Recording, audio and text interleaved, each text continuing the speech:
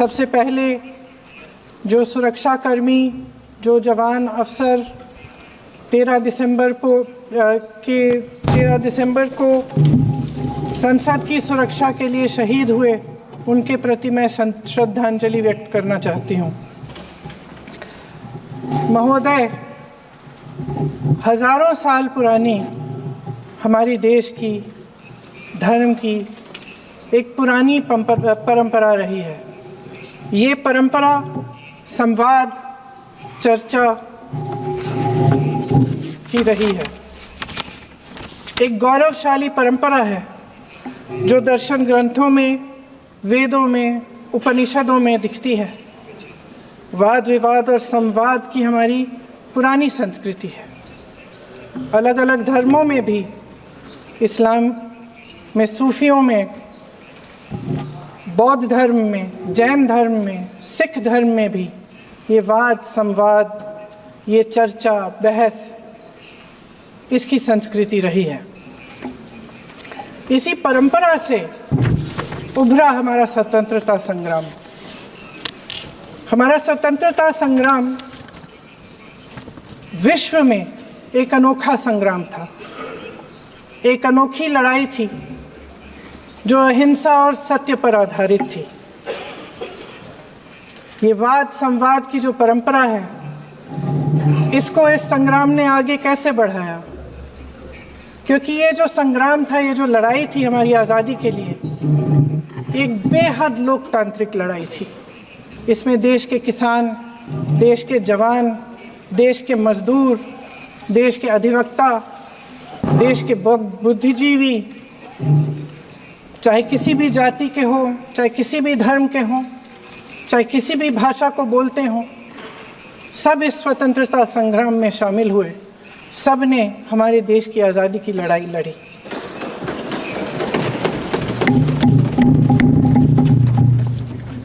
और उसी आज़ादी की लड़ाई से एक आवाज़ उभरी जो हमारी देश की आवाज़ थी। वो आवाज़ ही आज हमारा संविधान है। साहस की आवाज़ थी, हमारी आज़ादी की आवाज़ थी, और उसी की गूंज ने हमारे संविधान को लिखा और बनाया। ये सिर्फ एक दस्तावेज नहीं है। बाबा साहेब अम्बेडकर, मौलाना आज़ाद जी, राजगोपालाचारी जी और जवाहरलाल नेहरू जी और उस समय के तमाम नेता, जैसे आपने कहा, इस संविधान को बनाने की जो कार्य में सालों के लिए जुटे रहे। हमारा संविधान इंसाफ, उम्मीद, अभिव्यक्ति और आकांक्षा की वो ज्योत है जो हर हिंदुस्तानी के दिल में जलती है। अध्यक्ष महोदय, इस ज्योत ने हर एक भारतीय को ये पहचानने की शक्ति दी कि उसे न्याय मिलने का अधिकार है, कि उसमें अपने अधिकारों के लिए आवाज़ उठाने की क्षमता है, कि जब वो आवाज़ उठाएगा तो सत्ता को उसके सामने झुकना पड़ेगा। इस संविधान ने हर एक देशवासी को ये अधिकार दिया कि वो सरकार बना भी सकता है और सरकार बदल भी सकता है। ये ज्योत जो हर हिंदुस्तानी के दिल में जलती है, उसने हर हिंदुस्तानी को ये विश्वास दिया कि देश की संपत्ति में, देश की दौलत में, संसाधनों में उसका भी हिस्सा है, कि उसे एक सुरक्षित भविष्य की उम्मीद का अधिकार है, कि देश बनाने में भी उसकी भागीदारी है। उम्मीद और आशा की ये ज्योत मैंने देश के कोने कोने में खुद देखी है। उन्नाव में मैं एक रेप पीड़िता के घर गई, उसे जलाकर मार डाला था। वो शायद 20-21 साल की होगी। हम सब के बच्चे हैं। हम सोच सकते हैं कि अगर हमारी बेटी के साथ बार बार बलात्कार हुआ और फिर जब वो अपनी लड़ाई लड़ने के लिए गई तो उसको जलाकर मार डाला गया होता तो हम पर क्या बीतती।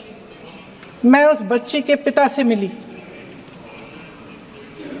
उसके खेत जलाए गए थे, उसके भाइयों को पीटा गया था, उसके पिता को बाहर से घर के बाहर घसीट कर मारा गया था। उस पिता ने मुझे बताया कि बेटी, मुझे न्याय चाहिए। मेरी बेटी अपने एफआईआर को दर्ज करने के लिए जब ज़िले में गई तो उसको मना किया गया, अगले ज़िले में जाना पड़ा उसे। वो रोज़ सुबह 6 बजे उठकर तैयार होकर अकेली अपने मुकदमे को लड़ने के लिए अगले ज़िले में ट्रेन से जाती थी। उसके पिता ने मुझे कहा कि मैंने उससे कहा, बेटी अकेले मत जाओ, छोड़ दो ये लड़ाई, लेकिन उसकी बेटी ने उसको जवाब दिया कि नहीं पिताजी, मैं अकेली जाऊंगी, मैं लड़ूंगी, ये मेरी लड़ाई है, मैं इसको लड़ूंगी। ये लड़ने की क्षमता, ये हिम्मत उस लड़की को और करोड़ों भारत की नारियों को हमारे संविधान ने दी। आगरा में मैं अरुण वाल्मीकि के घर गई। अरुण वाल्मीकि पुलिस स्टेशन में काम करता था, सफाई का काम करता था। आप सोच सकते हैं हमारी तरह उसका भी परिवार था। नई नई शादी हुई थी, 2-3 महीनों का बच्चा था। पुलिस स्टेशन में चोरी हो गई। चोरी का इल्ज़ाम उस पर लगाया गया। उसके पूरे परिवार को उठाकर पुलिस स्टेशन में ले गए। आप हंस रहे हैं, लेकिन ये गंभीर बात है। और क्या गंभीर बात। शर्म करो, शर्म। अरुण वाल्मीकि को पीट पीट के मार डाला, उसकी बीवी को पीटा, उसके पिता के नाखून निकाले, उसके पूरे परिवार को पीटा गया। जब मैं उस जवान महिला से मिलने गई जो अभी अभी विधवा हुई थी, तो उसने मुझे कहा कि दीदी, हमें सिर्फ एक चीज़ चाहिए, हमें न्याय चाहिए और हम इस न्याय के लिए लड़ते रहेंगे, चाहे कुछ भी हो जाए। ये हिम्मत उस महिला को हमारे संविधान ने दी।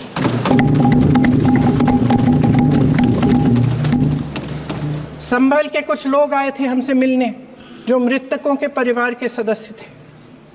उसमें 2 बच्चे थे, अदनान और उजैर। आप सुनिए, आप सुनिए। उसमें 2 बच्चे थे, अदनान और उजैर।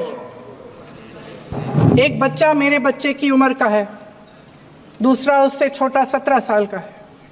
दर्जी के बेटे थे। दर्जी का एक ही सपना था कि वो अपने बेटों को पढ़ाएगा, लिखाएगा। एक बेटा डॉक्टर बनेगा, एक बेटा भी सफल होगा दूसरा बेटा भी अपने जीवन में सफल होगा। उनके पिताजी हर रोज़ उनको स्कूल छोड़ते थे। उस दिन भी स्कूल छोड़ने के बाद अपनी दुकान में चले गए। उन्हें पता नहीं था कि विवाद हो रहा है। उन्होंने भीड़ देखी, घर आने की कोशिश की तो पुलिस ने गोली से मार डाला। वो 17 साल का बच्चा अदनान मुझसे कहता है, वो 17 साल का बच्चा अदनान मुझसे कहता है कि मैं बड़ा होकर डॉक्टर बन के दिखाऊंगा, मैं अपने पिता का सपना साकार करूंगा। ये सपना, ये आशा उसके दिल में हमारे संविधान ने डाली। अध्यक्ष महोदय, हमारे देश के करोड़ों देशवासियों के संघर्ष में, अपने अधिकारों की पहचान में, इनकी कठिन से कठिन परिस्थितियों से लड़ने की अपार हिम्मत में और देश से न्याय की अपेक्षा में हमारे संविधान की ज्योत जल रही है। मैंने हमारे संविधान की ज्योत को जलते हुए देखा है और इसके साथ साथ ये भी समझा है कि हमारा संविधान एक सुरक्षा कवच है। एक ऐसा सुरक्षा कवच है जो देशवासियों को सुरक्षित रखता है, न्याय का कवच है, एकता का कवच है और अभिव्यक्ति की आज़ादी का कवच है। दुख की बात यह है कि मेरे सत्ता पक्ष के साथी जो बहुत बड़ी बड़ी बातें करते हैं, इन्होंने इन 10 सालों में ये सुरक्षा कवच, सत्ता पक्ष के मेरे साथियों ने ये सुरक्षा कवच तोड़ने का पूरा प्रयास किया है। संविधान में सामाजिक, आर्थिक और राजनीतिक न्याय का वादा है। ये वादा एक सुरक्षा कवच है जिसको तोड़ने का काम शुरू हो चुका है। लैटरल एंट्री और निजीकरण के जरिए ये सरकार आरक्षण को कमजोर करने का काम कर रही है। अगर लोकसभा में ये नतीजे नहीं आए होते तो ये संविधान बदलने का काम भी शुरू कर लेते। सच्चाई ये है अध्यक्ष महोदय कि आज संविधान बार बार इसलिए कह रहे हैं क्योंकि इस चुनाव में इनको पता चल गया कि इस देश की जनता ही इस संविधान को सुरक्षित रखेगी, कि इस चुनाव में हारते हारते जीतने से इन्हें एहसास हुआ कि ये संविधान बदलने की बात इस देश में नहीं चलेगी। आज जनता की मांग है कि जाति जनगणना हो। सत्ता पक्ष के मेरे साथी ने इसका जिक्र किया। ये जिक्र भी आज इसलिए हो रहा है क्योंकि चुनाव में ये नतीजे आए। ये जाति जनगणना इसलिए जरूरी है ताकि हमें पता चले कि किसकी क्या स्थिति है और नीतियां उस हिसाब से बने। इनकी गंभीरता का प्रमाण ये है कि जब चुनाव में पूरे विपक्ष ने जोरदार आवाज उठाई कि ये जाति जनगणना होनी चाहिए, तो इनका जवाब देखिए। इनका जवाब भैंस भाग भैंस चुरा लेंगे, मंगलसूत्र चुरा लेंगे, इनका ये जवाब था। ये गंभीरता है इनकी जाति जनगणना पर। महोदय, हमारे संविधान ने आर्थिक न्याय की नींव डाली, किसानों, गरीबों और को जमीन बांटी, भूमि सुधार किया, जिसका नाम लेने से कभी कभी आप झिझकते हैं और कभी कभी उनका नाम धड़ाधड़ इस्तेमाल किया जाता है अपने आप को बचाने के लिए। उन्होंने HAL, BHEL, SAIL, GAIL, ONGC, NTPC, railways, IIT, IIM, oil refinery, तमाम PSU बनाए। अध्यक्ष महोदय, उनका नाम पुस्तकों से मिटाया जा सकता है, उनका नाम भाषणों से मिटाया जा सकता है, लेकिन जो उनकी भूमिका रही इस देश की आज़ादी के लिए और इस देश के निर्माण के लिए, वो इस देश में से कभी मिटाया नहीं जा सकता। 75 सालों में जनता का भरोसा रहा कि नीतियाँ बनेंगी तो जनता की भलाई के लिए बनेंगी। जल जंगल जमीन का अधिकार मिला आदिवासी भाई बहनों को। इंदिरा जी ने बैंकों का राष्ट्रीयकरण करवाया, खदानों का राष्ट्रीयकरण कराया। कांग्रेस और यूपीए की सरकारों में शिक्षा का, भोजन का अधिकार मिला। 75 सालों में जनता का भरोसा मिला। पहले संसद चलती थी तो जनता की उम्मीद होती थी कि सरकार महंगाई और बेरोजगारी पर चर्चा करेगी, कोई उपाय निकालेगी, कोई रास्ता निकालेगी। लोग मानते थे कि अगर कोई नई आर्थिक नीति बनेगी तो देश की अर्थव्यवस्था को मजबूत बनाने के लिए बनेगी, तो भारतीय बाजार को मजबूत बनाने के लिए बनेगी, उनके भविष्य को मजबूत बनाने के लिए बनेगी। किसान और आदिवासी भाई बहन भरोसा करते थे कि यदि जमीन के कानून में संशोधन होगा तो उन्हीं की भलाई के लिए होगा। आप नारी शक्ति की बात करते हैं। आज चुनाव की वजह से शायद इतनी बातचीत हो रही है नारी शक्ति के बारे में, क्योंकि हमारे संविधान ने महिलाओं को यह अधिकार दिया, उनकी शक्ति को परिवर्तित किया वोट में। और आज आपको पहचानना पड़ रहा है कि महिलाओं के बिना कि नारी शक्ति के बिना ये सरकारें नहीं बन सकती हैं। इसीलिए आज आप नारी शक्ति की बातें दोहरा रहे हैं। जो आप नारी शक्ति का अधिनियम लाए हैं उसको लागू क्यों नहीं करते? वो 10 साल बाद लागू क्यों होगा? क्या आज की नारी 10 साल इंतजार करेगी उसके लागू करने के लिए? क्या बात है, क्या बात।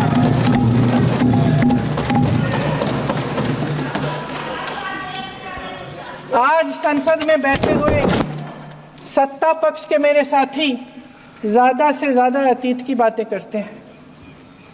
1921 में क्या हुआ, कब हुआ, नेहरू जी ने क्या किया। अरे वर्तमान की बात करिए, देश को बताइए आप क्या कर रहे हैं, आपकी जिम्मेदारी क्या है? कि सारी जिम्मेदारी जवाहरलाल नेहरू की है। अध्यक्ष महोदय जी, ये सरकार आर्थिक न्याय का सुरक्षा कवच तोड़ रही है। आज संसद में बैठी ये सरकार बेरोजगारी और महंगाई से जूझ रही हमारी जनता को क्या राहत दे रही है? कृषि के कानून भी बड़े बड़े उद्योगपतियों के लिए बन रहे हैं। सही एमएसपी को छोड़िए, डीएपी तक नहीं मिल रहा है।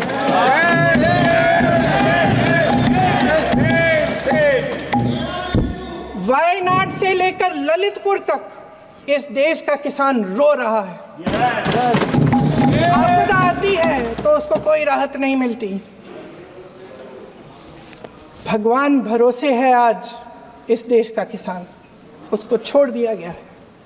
आज हिमाचल में देखिए, जितने भी कानून बने हैं वो सब बड़े बड़े उद्योगपतियों के लिए बन रहे हैं। हिमाचल में जो सेब उगता था उसके जो छोटे छोटे किसान हैं वह रो रहे हैं, क्योंकि एक व्यक्ति के लिए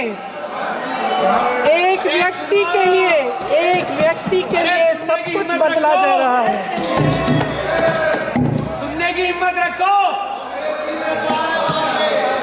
मैं अध्यक्ष महोदय जी, अध्यक्ष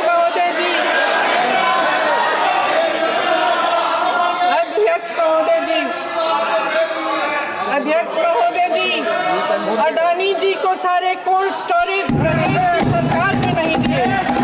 अडानी जी को सारे कोल्ड स्टोरेज आपकी सरकार ने दिए हैं। देश देख रहा है कि एक व्यक्ति को बचाने के लिए 142 करोड़ देश की जनता को नकारा जा रहा है। सारे बिजनेस, सारे संसाधन, सारी दौलत, सारे मौके एक ही व्यक्ति को सौंपे जा रहे हैं। सारे बंदरगाह, एयरपोर्ट्स, सड़कें, रेलवे का काम, कारखाने, खदाने, सरकारी कंपनियां सिर्फ एक व्यक्ति को दी जा रही है। जनता के मन में हमेशा ये विश्वास होता था कि अगर कुछ नहीं है तो संविधान हमारी सुरक्षा करेगा, मगर आज आम लोगों के बीच ये धारणा बनती चली जा रही है कि सरकार सिर्फ अडानी जी के मुनाफे के लिए चल रही है। देश में बहुत तेजी से गैर बराबरी बढ़ रही है। जो गरीब है वो और गरीब हो रहा है, जो अमीर है वो और अमीर हो रहा है। इस सरकार ने आर्थिक न्याय की भी सुरक्षा कवच तोड़ दिया है। राजनीतिक न्याय की जब बात होती है, मेरे सत्ता पक्ष के साथी आज खड़े हुए और तमाम गिनती करने लग गए कि ऐसा हुआ वैसा हुआ, 1975 में जो हुआ। तो सीख लीजिए ना, आप भी सीख लीजिए। आप भी अपनी गलतियों के लिए माफी मांग लीजिए। आप भी बैलेट पे चुनाव कर लीजिए, दूध का दूध, पानी का पानी हो जाएगा। आप राजनीतिक न्याय की बात करते हैं। सरकारों को पैसों के बल पर गिरा देते हैं।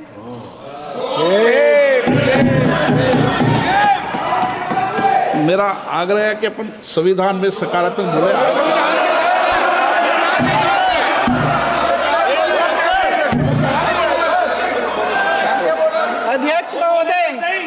अध्यक्ष महोदय, सत्ता पक्ष के हमारे साथी ने एक उदाहरण दिया उत्तर प्रदेश की सरकार का, तो मैं भी एक उदाहरण दे देती हूँ महाराष्ट्र की सरकार का।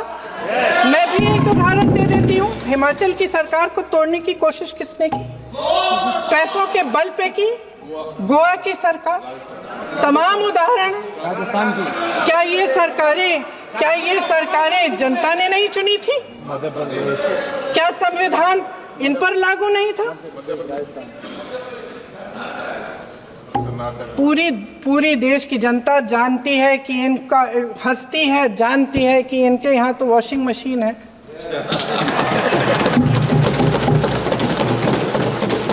जो यहाँ से वहाँ जाता है वो धुल जाता है। इस तरफ दाग, उस तरफ स्वच्छता। और मेरे कई ऐसे साथी हैं जो इस तरफ होते थे उस तरफ चले गए, मुझे दिख भी रहे हैं, वॉशिंग मशीन में शायद धुल गए हैं। अध्यक्ष महोदय, जहां भाईचारा और अपनापन होता था, जहां हमारे संविधान ने एकता का सुरक्षा कवच दिया था, वहां शक और घृणा के बीज बोए जा रहे हैं। एकता का सुरक्षा कवच तोड़ा जा रहा है। प्रधानमंत्री जी यहाँ सदन में संविधान की किताब को यूं माथे से लगाते हैं, लेकिन संभल में, हाथरस में, मणिपुर में जब न्याय की गुहार आती है, उठती है, तो उनके माथे पे शिकन तक नहीं आता।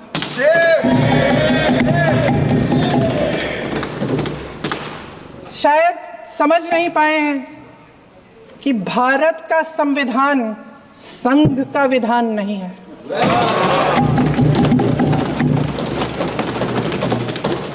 भारत के संविधान ने हमें एकता दी, हमें आपसी प्रेम दिया।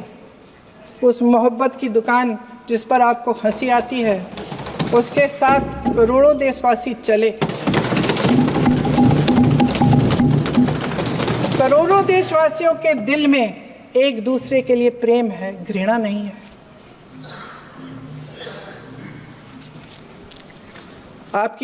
इनकी जो विभाजनकारी नीतियां हैं, उसका नतीजा हम रोज देखते हैं। राजनीतिक फायदे के लिए संविधान को छोड़िए, देश की एकता को भी ये रख नहीं सकते, इसकी सुरक्षा नहीं कर सकते। हमने संभल में देखा, मणिपुर में देखा। दरअसल इनका कहना है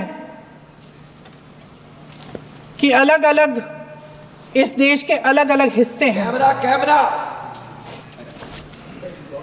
लेकिन हमारा संविधान कहता है कि ये देश एक है और ये देश एक रहेगा।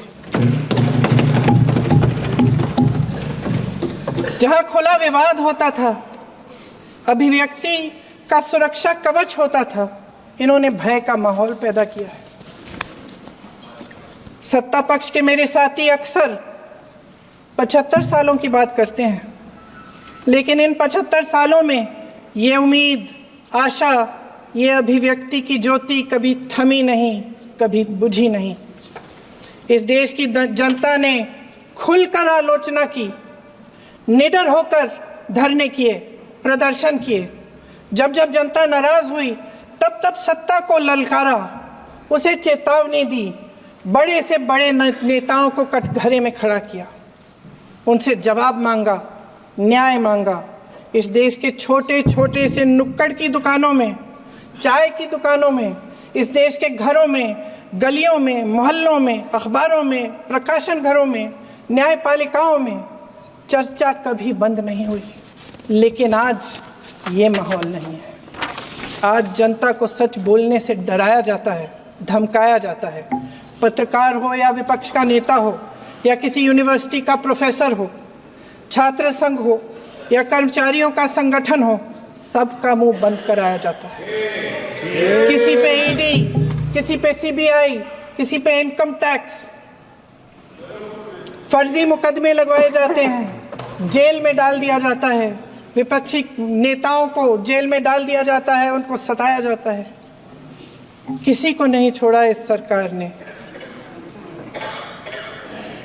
देशद्रोही कह के उत्तर प्रदेश में मुझे याद है कुछ अध्यापिकाएं प्रदर्शन कर रही थी, उन पर मुकदमा डाल दिया देशद्रोही का, उन्हें देशद्रोही कह दिया। इन्होंने देश का पूरा माहौल भय से भर दिया है। इनकी मीडिया की मशीन झूठ फैलाती है, तरह तरह के आरोप लगाती है, और शायद वह भी भय में ही है। महोदय, मैं इस सदन को याद दिलाना चाहती हूँ कि ऐसा डर का माहौल देश में अंग्रेजों के राज में था। जब इस तरफ बैठे हुए गांधी की विचारधारा वाले लोग आज़ादी की लड़ाई लड़ रहे थे और उस तरफ वाली विचारधारा वाले लोग भय में रहकर अंग्रेजों के साथ साठगांठ कर रहे थे। लेकिन अध्यक्ष महोदय, भय का भी अपना स्वभाव होता है। भय फैलाने वाले हमेशा भय का खुद शिकार बन जाते हैं। ये प्रकृति का नियम है। आज इनकी भी यही हालत हो गई है। भय फैलाने के इतने आदी हो गए हैं कि खुद भय में रहने वाले हैं। चर्चा से डरते हैं, आलोचना से घबराते हैं। कई दिनों से हम मांग रहे हैं कि चर्चा करिए, लेकिन चर्चा करने की हिम्मत ही नहीं है।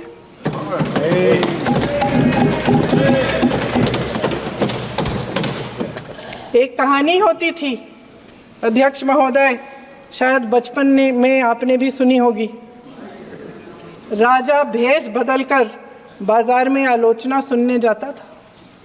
ये सुनने जाता था कि प्रजा मेरे बारे में क्या कह रही है, मैं सही रास्ते पे चल रहा हूं कि नहीं। लेकिन आज का राजा, भेष तो बदलते हैं आज के राजा, शौक तो है उनको भेष बदलने का, लेकिन ना जनता के बीच जाने की हिम्मत है और ना आलोचना सुनने की। महोदय, मैं तो सदन में नहीं हूं।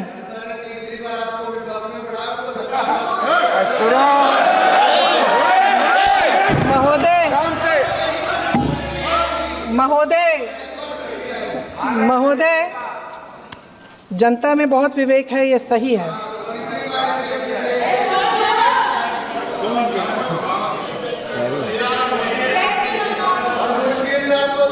अच्छा महोदय, मैं सदन में नहीं हूँ। कुछ हाँ ठीक है, मैं सदन में नहीं हूँ, मात्र 15 दिनों से आ रही हूँ। लेकिन मुझे ताज्जुब होता है कि इन 15 दिनों में इतनी बड़े इश्यूज हैं, इतनी बड़ी बातें हैं। प्रधानमंत्री जी मात्र एक दिन के लिए, शायद 10 मिनट के लिए दिखे हैं सब।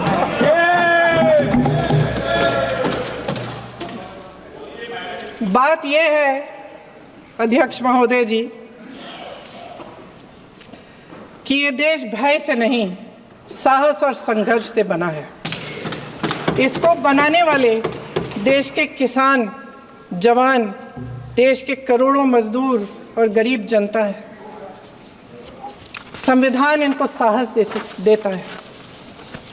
मेहनती मिडिल क्लास है। और इस देश के जो करोड़ों देशवासी हैं, जो रोजाना भयंकर परिस्थितियों का सामना करते हैं, उनको साहस देता है।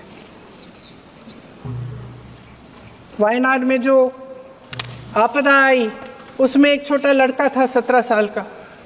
6 घंटों के लिए उसने अपनी माँ को बचाने की कोशिश की। 6 घंटों के लिए आप सोच सकते हैं कि अगर नदी की धारा बह रही है, नाराज है, आप अपनी माँ को पकड़े हो, 6 घंटों के लिए पकड़े रखते हो कि मेरी माँ बच जाएगी, और अंत में वो माँ भी बह जाती है। उस लड़के का साहस, उन महिलाओं का साहस जो पीड़ित हैं लेकिन फिर भी अपनी लड़ाई लड़ रहे हैं, उन संभल के बच्चों का साहस जिनके पिताजी अभी अभी गुजर गए लेकिन फिर भी उनके सपनों को साकार करने की हिम्मत है, उनका साहस है, वो साहस इस संविधान ने दिया है।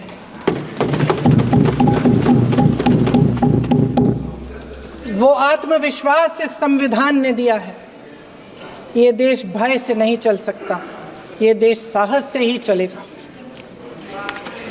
भय की भी सीमा होती है, और जब वो सीमा पार हो जाती है, जब किसी को इतना दबाया जाता है कि उसको लगने लगता है कि अब मेरे पास खोने के लिए कुछ नहीं है, तब उसमें एक ऐसी शक्ति पैदा होती है जिसके सामने कोई कायर खड़ा नहीं हो सकता।